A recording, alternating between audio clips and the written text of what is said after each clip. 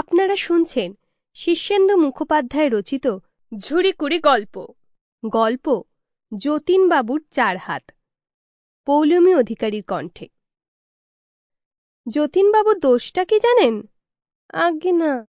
দোষটা কি বলুন তো? যতীনবাবু সবচেয়ে বড় দোষ হলো উনি বড্ড ভালো মানুষ। তা ভালো মানুষইটা দোষের খাতে ধরছেন কেন? ধরব না মশাই। কিছু পৈতৃক সম্পত্তি ছিল, ব্যাংকে দিব্যি মোটা টাকার আমানত ছিল, কয়েক লাখ টাকা শেয়ারেও খাটছিল, গাড়ি বাড়ি জমি জমায় এক প্রকার ভাষাভাষী কাণ্ড। কিন্তু ওই যে ভালো মানুষের দোষ, কেবল বলেন আমি এক। Sample complete. Ready to continue?